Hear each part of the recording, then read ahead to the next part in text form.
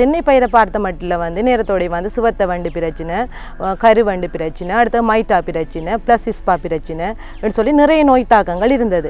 ஆனால் இப்போத்தைய காலகட்டத்தில் வந்து பரவி வருது வன்னி தான் ஒரு பெரிய ஒரு தாக்கமாக வந்து பரவி வருது. இப்போ இந்த வன்னியை பார்த்தோம்னு சொன்னால் இந்த வன்னி என்ன பருவத்தில் தாக்குதுன்னு சொன்னால் சகல வித பருவங்கள்லையும் வந்து இது தாக்கங்களை ஏற்படுத்தி கொண்டு போகுது. இந்த வன்னி வந்து என்ன செய்யுதுன்னு சொன்னால் இந்த ஓலைகளில் வந்து பச்சையத்தை வந்து சுரண்டி சாப்பிடுது.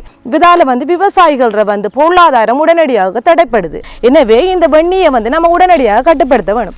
அப்படி கட்டுப்படுத்தாவிட்டா மரம் எல்லாம் முறக்கிறதுக்குரிய சாத்தியமும் இருக்கு.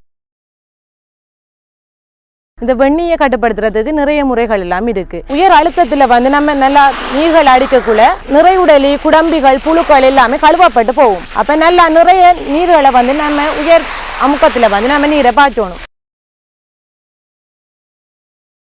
இந்த வெண்ணியை கட்டுப்படுத்துவதற்கான இரண்டாவது பௌதிக முறையை பார்த்தோம்னு சொன்னால் புகை மூட்டுதல். இந்த புகைகளை மூட்டிக்கொள்வதால் வந்து இந்த பூச்சிகள், நிறையுடலி பூச்சிகள் விரட்டப்படுவதோட இதில் வந்து புழுக்களும் இந்த புகையால் அழிக்கப்படும். வெண்ணியை கட்டுப்படுத்துவதற்கான அடுத்த மூன்றாவது மெதட்டை பார்த்தோம்னு சொன்னால் மஞ்சள் பொறிகளை பயன்படுத்துது. இந்த வெள்ளையை வந்து மஞ்சள் நிறத்துக்கு தான் கூடுதலாக கவரப்பட்டு வரும். எனவே இந்த மஞ்சள் நிற பொலித்தீனில் வந்து நம்ம கிரிஸையோ இல்லது விளக்கெண்ணையோ நம்ம பூசிட்டு இதில் ஒட்டிக்கொள்ளும் அந்த வெண்ணியை வந்து நம்ம அகற்றக்கூடியதாக இருக்கும். எனவே இதை கட்டுப்படுத்தலாம்.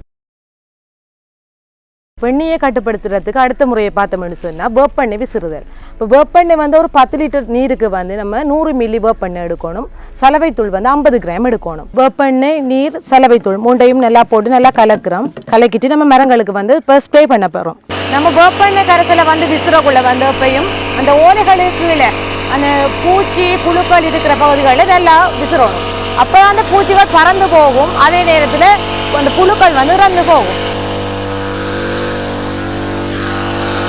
இந்த வெண்ணி பரவுறது காரணமே வந்து இரசாயனங்கள் தான். ஓலைகளுக்கு வந்து இரசாயனங்களை பாவிக்கிறதால வந்து இந்த ஓலைகள்ல இருக்கிற நன்மை தாரை பூச்சிகள் வந்து அழிக்கப்படுது. எனவே இரசாயனங்களை பாவிக்கிறத குறைச்சி இயற்கையான மருந்துகளை பாவிக்கணும்னு சொல்லி கேட்டுக்கொள்றேன்.